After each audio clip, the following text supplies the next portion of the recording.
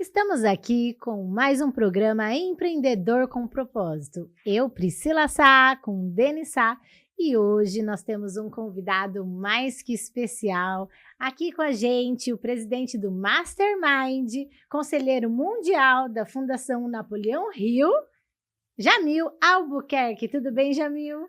Tudo ótimo.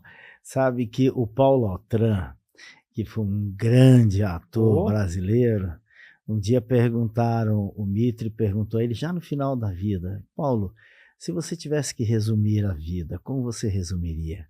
E ele disse, eu resumo a vida numa boa conversa. Uma boa conversa, ela tem que ser continuada, uma boa conversa, ela merece ser aprofundada.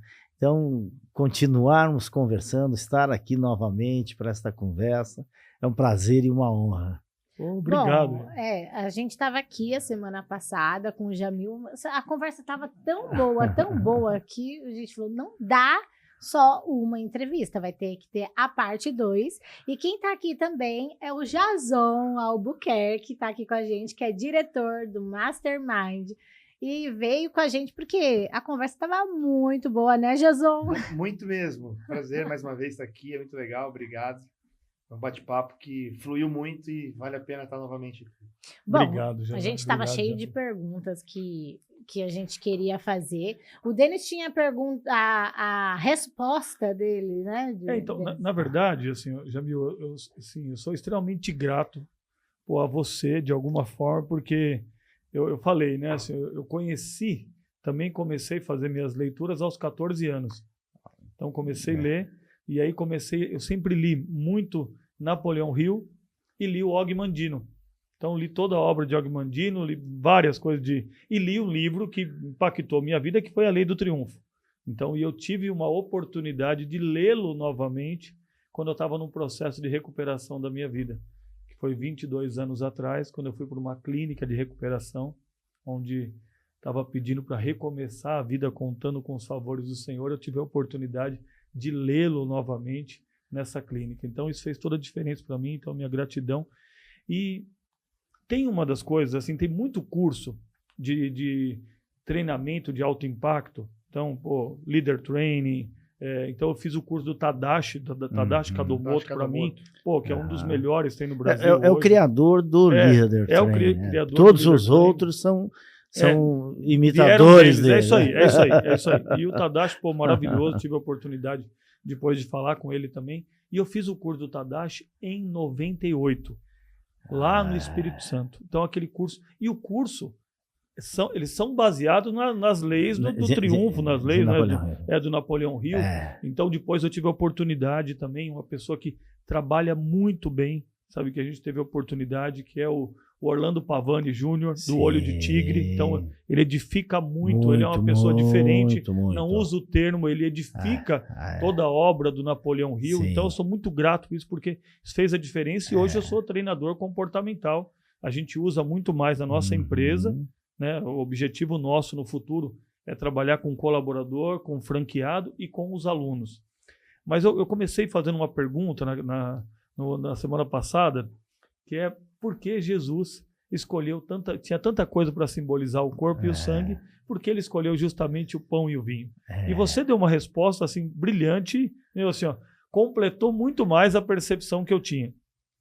Mas eu gosto dessa percepção que tem tudo a ver com o que nós falamos aqui hoje, principalmente sobre o trabalho, que você começou a trabalhar muito cedo. A leitura fez a diferença, porque começou a fazer você escolher o trabalho certo. Colocar a escada na parede certa que a gente falou. Porque, na minha percepção, tá? Por que Jesus escolheu justamente o pão e o vinho? Porque se ele pegasse, ele podia... Primeiro, ele tinha um objetivo de ter uma mensagem que era universal. Então, o pão e o vinho está na mesa do pobre, está na mesa do rico, é um símbolo universal. Então, em qualquer lugar, ele já tinha uma visão, o propósito dele era levar a mensagem para o mundo todo. Se ele pegasse qualquer outro símbolo, poderia ser específico de uma região, então a mensagem já não seria completa. Segundo, olha que loucura, olha que importante isso aqui. A segunda informação, para mim, é a mais importante.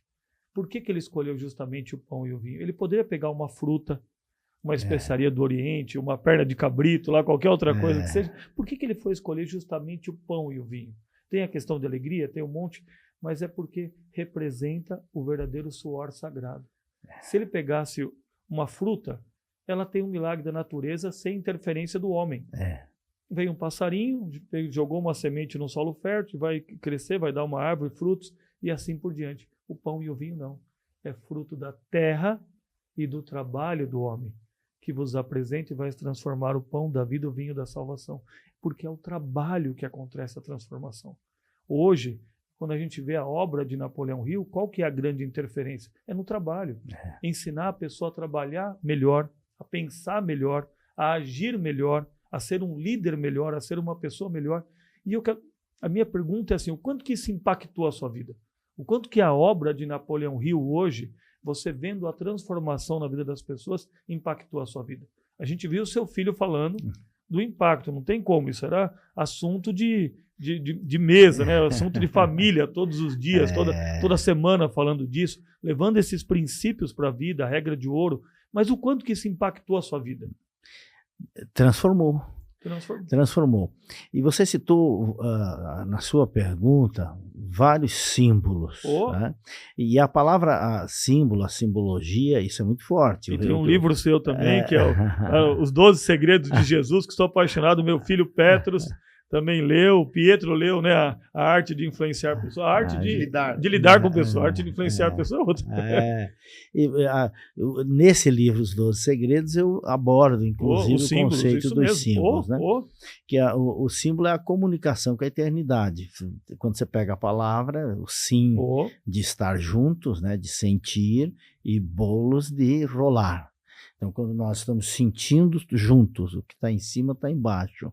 A escada, que é a grande... a escada de Jacó, que é a maneira... A gente só chega ao céu subindo a escada certa. A escada de Jacó. Olha. E a palavra trabalho, ela tem uma origem muito interessante.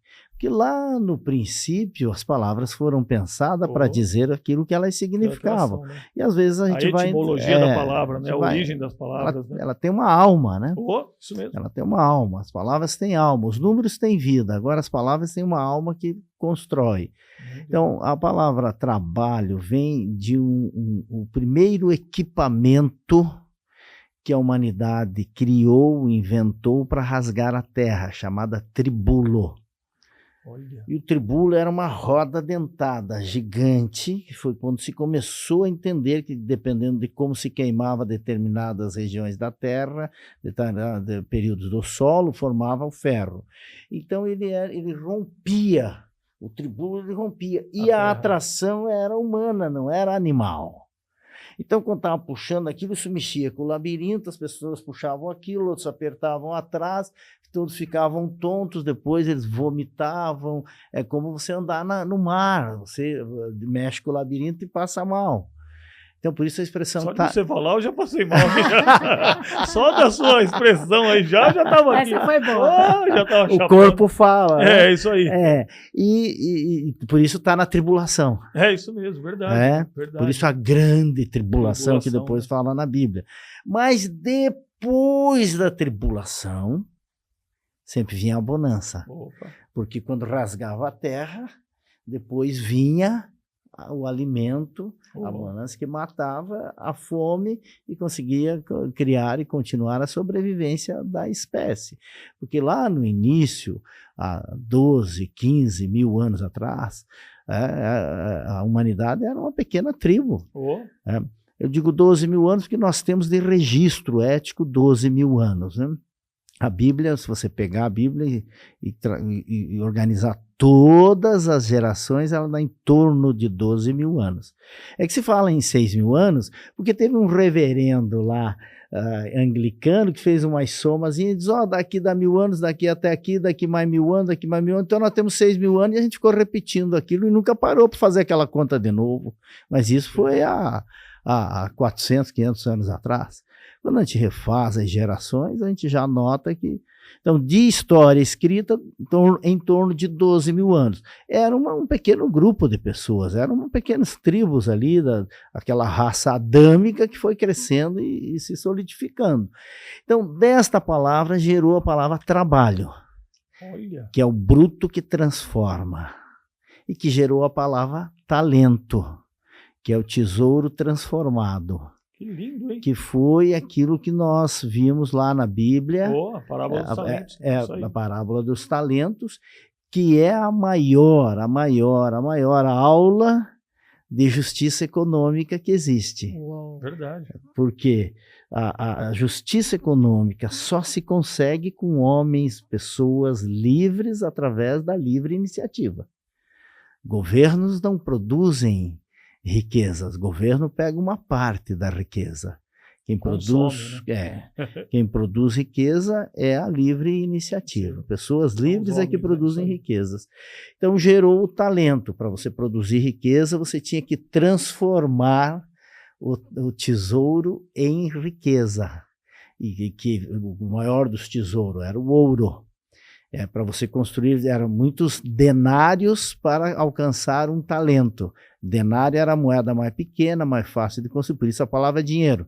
Era mais fácil de transportar para você construir. E o talento, ele tinha origem no ouro, porque o ouro é o único de todos os metais, é o único que não se contamina com a presença de outros metais. Olha só. Todos os outros metais se misturam, né? Por isso que a aliança ela é de ouro, por quê? Porque ela não se contamina com o ácido úrico, com a presença de outros metais. Então, o trabalho, ele é a transformação. Rapaz, que bom que está gravando aqui. Vamos ficar isso aí para a eternidade, esses assuntos. Esse é legado, esse é legado. E aí, então, o trabalho, ele transforma, que é a diferença de mudar. Mudar é isso aqui, ó. Mudar, eu mudo isso aqui para cá. O que quer dizer mudança? Mudança é um movimento superficial. É isso aí. Ele, com facilidade, Agora, a transformação, ela vem de dentro, ela é mais demorada. Ela se sustenta. Nossa, eu gosto de uma observação, assim, até baseado nisso que você falou, né? Não perde o que você estava falando, não. Que diz assim, todos nós já tivemos uma sensação de estar vivendo alguma coisa pela segunda, pela terceira vez. Você olhar e falar, pô, eu tenho certeza que eu já passei por isso. Já não teve? Quem já não teve isso, né? Principalmente diante de um erro, diante de alguma falha, diante de alguma situação em que a gente tem que viver novamente, sabe? Você tem a dor do recomeço, de viver a mesma situação. Diz que o inimigo não tem truques novos, né? Então a gente cai nas mesmas armadilhas, quantas vezes até. E olha o que a gente tem. Você ouve essa voz dizendo para você assim, realmente, você já passou por isso, mas você nunca ultrapassou. A experiência repetida, ela quer ensinar aquilo que a gente não quer aprender. Você só mudou, mas não transformou. A verdadeira mudança tem que ser aquela que transforma, sabe? Que te tira do lugar e te move em relação ao extraordinário, às outras coisas. Que lindo, né? Isso aí o que você falou me trouxe muito isso aí, viu? Essa transformação é que cria algo novo, profundo e sólido, né? Não é por acaso que o primeiro milagre que Jesus fez publicamente foi a transformação da água em vinho, porque ele queria simbolizar com aquele milagre, porque teria muito mais impacto mercadológico, para usar uma linguagem contemporânea, verdade. Se ele tivesse ressuscitado a filha de Jairo, se ele tivesse curado um paralítico, né? Teria mais impacto, mas ele escolheu para simbolizar o primeiro, a transformação de água em vinho, para mostrar que o cristianismo, na verdade, a grande razão de existir é a autotransformação, é a reforma íntima profunda. Esse é o objetivo. Então, o trabalho, ele produz riquezas. Claro que quando a gente olha as pessoas, a gente diz, poxa, parece que algumas pessoas têm tem mais sorte que o outro? O que acontece? Como é que funciona isso, né?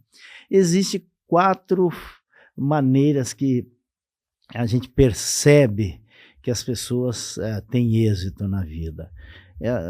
Existe o dom, que é uma dádiva, e aí é de graça. O dom é de graça. Quem tem dom tem dívida. Olha. Pode perceber a graça é de graça. Pode perceber que toda pessoa que tem um dom e não utiliza esse dom em favor dos outros, ele sempre paga um preço muito caro na vida. Porque aí é o talento que está enterrado, certo? Enterrado, né? Isso aí.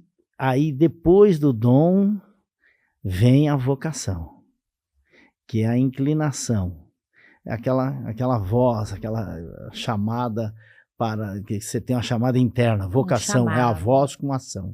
Você tem uma inclinação. Aí vem o talento, que aí é onde está na Bíblia lá. O tesouro transformado. Você transforma esse dom e esse talento em um tesouro que possa ser multiplicado e cria abundância para todos. Porque o dom e a vocação é individual, o talento é coletivo. Olha, você compartilha. E existe a sorte. O que é a sorte? A palavra sorte, ela foi muito mal traduzida ao longo da história. Se costuma dizer que a sorte é o encontro da oportunidade com a preparação. Isso é uma maneira de explicar, porque a sorte quer dizer fortuna espontânea, a palavra sorte. Olha que... Fortuna do nada, fortuna espontânea. Que não é do nada. Ele tem que ter combinações. Quando você diz assim, combustão espontânea, explosão espontânea, ela não foi tão espontânea, tinha elementos ali. Que já existiam e teve combinação. Eu nunca tive sorte no jogo, mas nunca joguei. Então, você não consegue trazer. Que reclamou para Deus, né? Eu nunca ganhei na loteria, né? Mas jogou? Jogou alguma vez? Então, quando a gente entende isso, que o dom ele existe, nós temos um dom, precisamos prestar atenção através do autoconhecimento. A vocação é saber ouvir a si mesmo. E como é que transformo isso coletivamente? E quando se tem esses três elementos, você tem elementos que podem produzir uma fortuna espontânea. A sorte, né? Que aí é a sorte. Eu gosto também de uma observação que é o seguinte: a gente vai colher de vinha que a gente não plantou. Exato, porque aí a sorte vem conforme... Tem a ver com o mastermind, tem a ver com tudo isso, assim. Porque a gente só associa colher de vinha que não plantou de coisa negativa. Sabe, eu na verdade só de coisa positiva. E eu vivi isso na prática, mas amizades corrompem bons costumes. Então, quando você se associa com alguém, e isso aqui é muito profundo, porque quando você se associa com alguém sem saber a história da pessoa, você não sabe o que ela plantou, às vezes você adia a sua colheita, você está a um passo de estar recebendo a sua colheita, você adia a sua colheita e passa a colher daquilo que a pessoa plantou porque você se associou com ela. Muito profundo. As associações é muito profundo. Né? Nós somos o resultado das 12 pessoas que nós mais convivemos, porque é ali que forma a mente exponencial. Eu gostei dos 12. Falam muito dos 5, né? E eu vou te só explicar uma coisinha dos 12. Porque quando você falou dos 12, é o que eu acredito. Porque você pega Jesus. As pessoas falam dos 5. Não, mas dá uma olhada. Pega, as pessoas falam das 5. Mas você vê, Jesus, para alcançar a meta dele, que era global, né? Qual que é o nosso propósito? Não é global. Né? Cada um tem o seu propósito, mas de Jesus era global. O que ele fez? Foi lá, selecionou 12. Selecionou 12. Então, assim... Todos sobre as suas imperfeições. Todos com as suas imperfeições. Todos já chegaram a Cristo pelas suas imperfeições. Isso aí. Então, assim, tem que ser... Assim, lógico que você vai selecionar a pessoa pelo coração dela e pelo que ela pode ser. Por quê? Olha o que acontece. Eu falo para o Senhor assim, Senhor, mostra o que o Senhor está vendo na pessoa, não o que eu estou vendo. Esse livro, um exemplo. Esse livro aqui, Quem Pensa Enriquece. E aí você já volta com o que você vai falar. Tem muita gente que não sabe quem é. Tem muita gente que está aqui e não sabe por que está aqui. Que não sabe as bênçãos que tem por direito nessa terra. E eu falo, poxa, já existe. Então eu peguei os meus filhos, eu dou R$1 por dia, tudo pequenininho. Eu tenho 5, 2 grandões e tenho os 3 pequenininhos. Mas imagina se eu não falar para organizar a casa. Então o que eu faço? Dou R$1 por dia e falei assim, olha, vocês não deixam as coisas bagunçadas, que vocês têm R$1 por dia. Eu já ensino finanças. E aí, eles pegam lá R$1 de moedinha. No outro dia, eu troco e dou R$2 para eles sentir o dinheiro. Só que aqueles R$2, um dia eu cheguei, aí tava bagunçado, eu fui lá e peguei o dinheiro de todo mundo. Falei, devolve. Tava bagunçado. Eles devolveram, falaram, amanhã a gente vai ficar sem? Eu falei, pera um pouquinho, voltei com um bolo, que eu guardo de R$2, fiz assim, você tá vendo esse bolo? É tudo de vocês, eu não vou pegar nada para mim. Já tá separado, é de vocês. É vocês que vão saber a hora que vai receber ou não. Então, eu entendi. Deus faz isso com a gente, já é nosso. As bênçãos já existem. Ele não está preparando as bênçãos para a gente, elas já existem. Eles estão preparando a gente para as bênçãos. Então, assim, lógico, você pode até concluir, mas para mim, isso daqui, às vezes é muito forte. Eu até brinco, né? Hoje eu trabalho com inteligência espiritual. E as pessoas que eu converso, às vezes, quero chacoalhar a mente e falar assim, tem que pensar, porque quem pensa realmente enriquece. Filosofando um pouquinho mais, isso é legal, essa é a parte boa. E sabe que Santo Agostinho escreveu uma série de tratados, né? E ele tem um tratado que ele fala do Logos Divino, não é meio tratado, mas ele fala uma série da literatura dele, toda a sua literatura, fala sobre o Logos Divino. E o Logos, na Grécia, o Logos é a razão, né?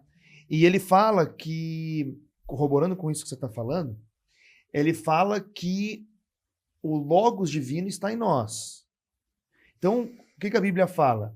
Que nós somos feitos à imagem e semelhança do Criador, certo? É isso que fala. E Deus nos dá o livre-arbítrio. Até aí, lógico, tudo certo. Perfeito. Né? E Deus nos dá esse livre-arbítrio, nós pensamos de forma racional, com o Logos nosso, de que é nosso mesmo.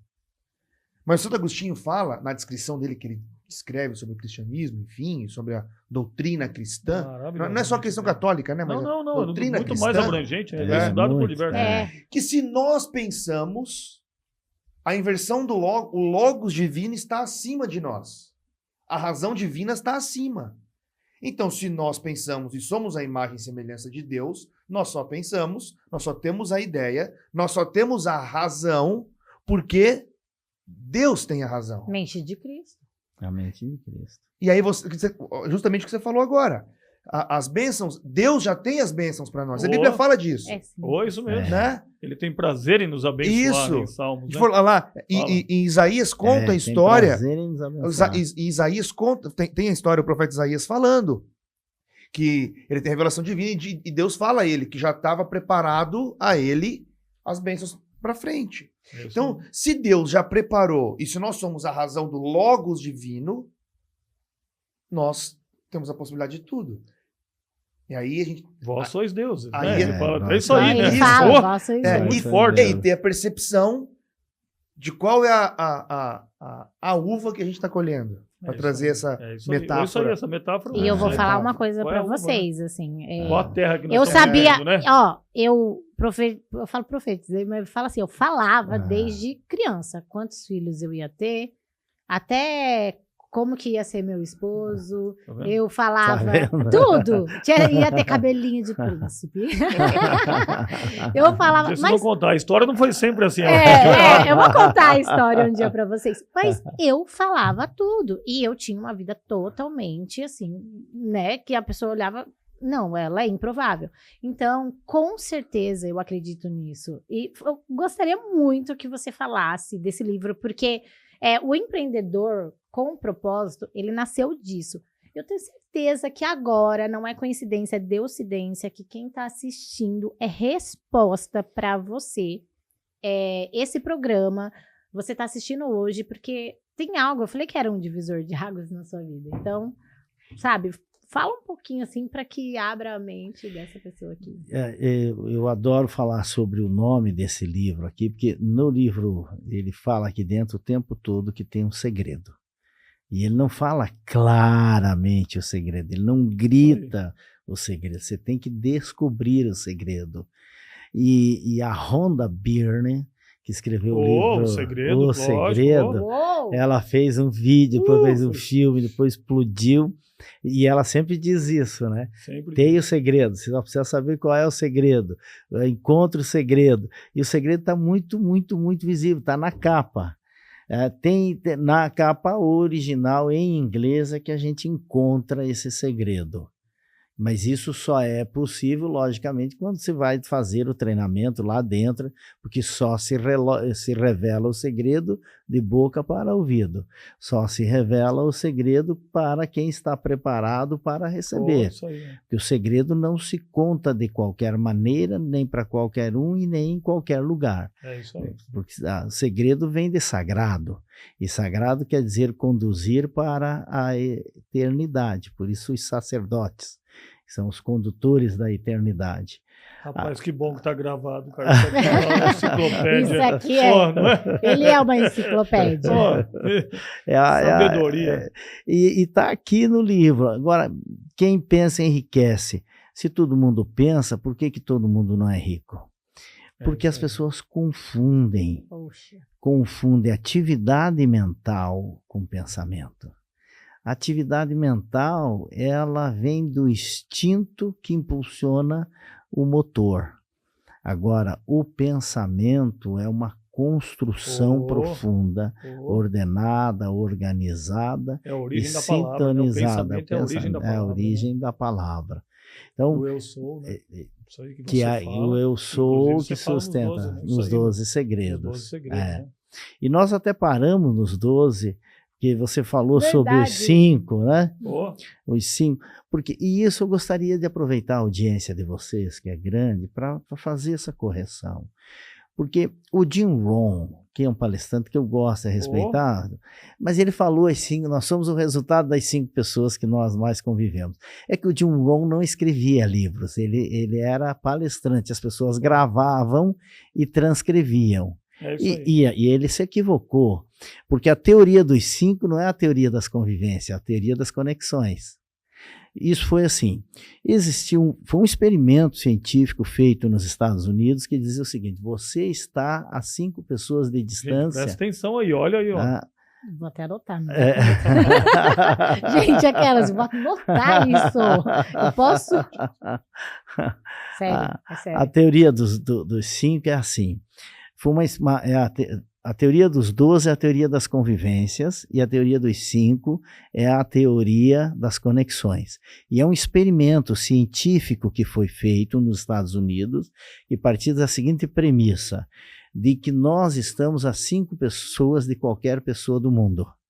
Olha. Então se fez um experimento assim, aqui os Estados Unidos está de frente para o Oceano Atlântico e de frente para o Oceano Pacífico, que são os 2 maiores oceanos da Terra. Então, eles mandavam uma carta aqui do leste, aqui de Nova York, para a segunda maior cidade americana, Carta Garcia, né? A Carta Garcia. No Instagram sobre. Então, mandava a carta a Garcia, e foi inspirado, inclusive, na Carta Garcia, esse experimento. Legal, esse experimento é inspirado na Carta Garcia. Então, isso é maravilhoso. Maravilhoso. Quem não leu, quem não viu, assim, ó. Mandavam só com o nome. Uma carta lá para São Francisco, Denissá. Chegava lá no correio, Denissá.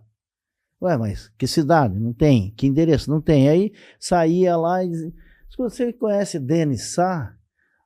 Não conheço, mas eu conheço uma família que mora lá no outro lado lá, que é Sá. Então ele vai lá. Você conhece Denissá? Não conheço, mas eu tenho uma prima minha que uma vez teve um filho que se chamava Denis. Então vamos lá. Chegava lá, 5 pessoas depois você chegava na pessoa. Na pessoa certa. Então, aí eles mandavam carta de lá da costa oeste, lá de São Francisco, para aqui. Então se percebeu que nós estamos a 5 pessoas de qualquer pessoa do mundo. E tem uma... Nossa, Essa foi a melhor explicação da vida. Tanto que tem uma E quem organização... ficou boiando da Carta Garcia, eu altamente recomendo ler os livros do Napoleão Hill, porque aí vocês vão entender o quanto que tem isso aí. Eu já falo para fazer o Mastermind. E fazer o Mastermind da Fundação Napoleão Hill. Tem uma ordem judia chamada Red Chamber, que para você poder entrar nela, fazer parte dela, quantos telefonemas você tem que dar para falar com o presidente dos Estados Unidos. Esse é um dos critérios para você poder ser admitido na hora. Rapaz, hein? E o 12, para fechar o assunto, 12 vem de Dodecar, que é uma língua caldeia, que era de Abraão, né? O caldeu é um pré-aramaico e um pré-hebraico. O aramaico e o hebraico são duas línguas que têm uma plataforma muito similar, é como o português e o espanhol, e que tem origem no caldeu. Então, Dodecar, que gerou para nós, chegou aqui como 12, quer dizer a mente que governa com sabedoria. Uau. Por isso que nós somos o resultado das 12 pessoas que nós mais convivemos. Por isso 12 tribos, 12 territórios, 12 candelabros no templo, 12 apóstolos, 12 meses no ano, 12 constelação no céu. É a mente que governa com sabedoria. Não posso deixar de brincar com o seu Raul, já cantava isso aí, né? E o 12? Agora é 12. E o 7? Raul era... Ele era poeta. Ele entendia muito disso. Muito. Então, nós somos o resultado das 12 pessoas que nós mais convivemos. Então, ficamos aqui com mais um programa Empreendedor com Propósito. Até a semana que vem.